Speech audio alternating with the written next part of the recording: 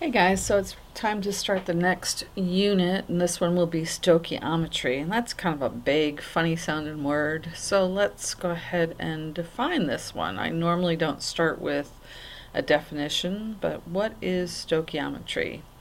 Stoichiometry, and you see there the pronunciation, is a branch of chemistry that deals with the relative quantities of reactants and products in a chemical reaction or equation.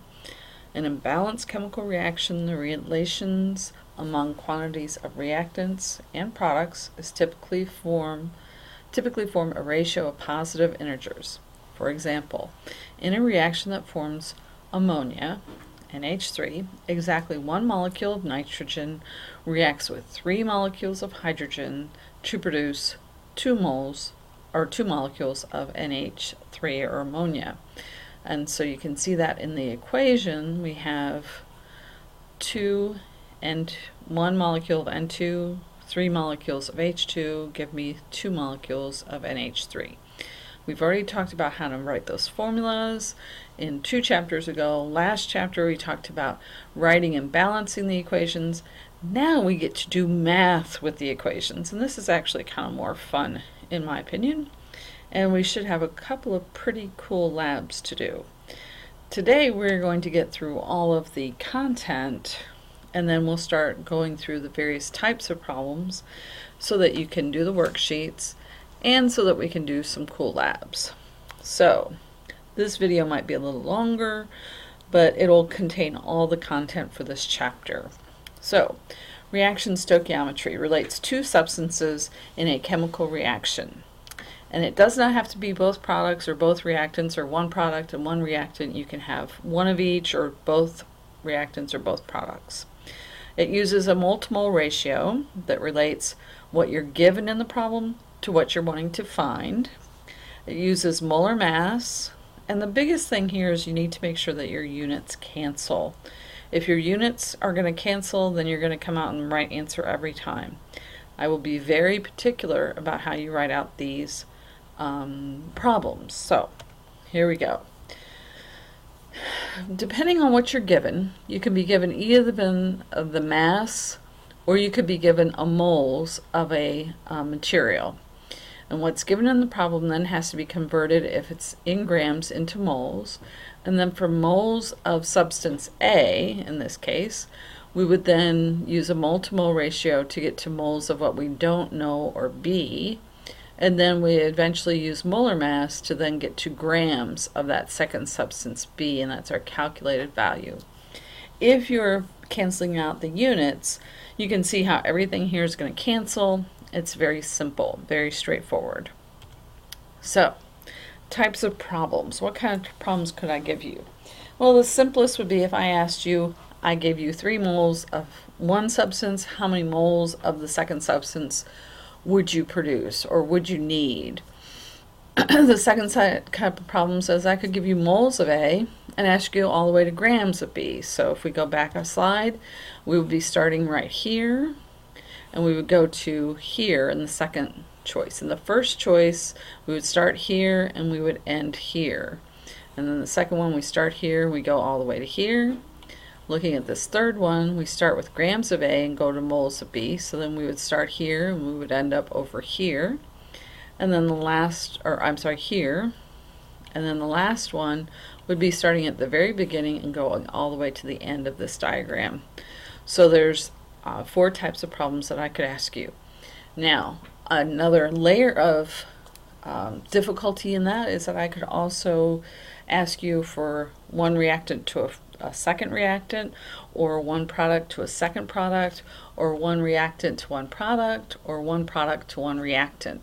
And so it can get quite complicated, but it is a very simple process. It doesn't matter if they're reactants or products. It just matters that you get those units to cancel and you use these ratios we're talking about. And so what am I talking about? Well, you must label the substance, whether you're talking about nitrogen or hydrogen or ammonia, and you have to use the unit. You have to tell me, is that grams? Is that moles? And you have to make sure that everything cancels out. After you do that and you get a number, the first thing you should always ask yourself is, does my answer make sense? If I start with 1 mole of something and I want to go to how many moles I have of something else, if I'm getting 100 moles out, or 0.0004 moles out, then I've probably made some kind of mistake in my calculator or in how I set up the problem. And then, of course, we always have to worry about significant figures. If your data has 3 significant digits, then your answer will have 3 significant digits. The ratios that you're using are whole numbers. They're integers that are counted, so they do not count towards significant figures. How many significant figures should you use for your molar masses? You should use 1 more than your data. So if you have 3 significant digits in your data, you would have at least 4 in your molar masses. So you want to make sure you're looking and thinking about significant figures on each of these things. The next type of problem, after we talk about just doing a simple stoichiometry calculation, is we could talk about limiting reactant. And a limiting reactant is the reactant that runs out first or limits the total amount that can be made in a particular reaction. Excess reactant, kind of the reverse, is the reactant that will be left over after a reaction is complete. If we have 2 starting materials, 2 reactants, one of them will be limiting and one of them will be in excess, unless they're present in the same mole ratio. Typically, though, we do have one in excess and one that is limiting. Percent yield or percentage yield. Theoretical yield is how much can you make in an ideal world. Interestingly enough, though, we do not live in an ideal world. And so our actual yield is how much did you actually make.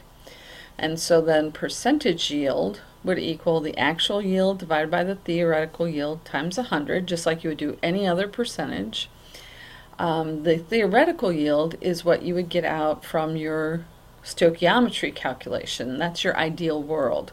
And then actual yield is something you determine directly from experiment. So it's data that has to be given to you. So problem videos you will see. We'll have a mole to mole calculation, we'll have a mole to gram calculation, we'll have a gram to mole calculation, we'll have a gram to gram calculation, we'll do a percent yield or percentage yield, and I will use those interchangeably. And we will have at least one limiting reactant problem.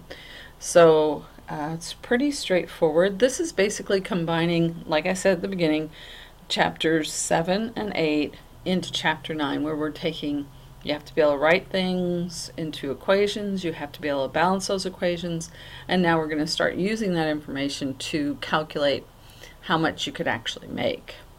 So it's going to be lots of practice. I want you to download and print the worksheets for this chapter, and that would include the chapter review.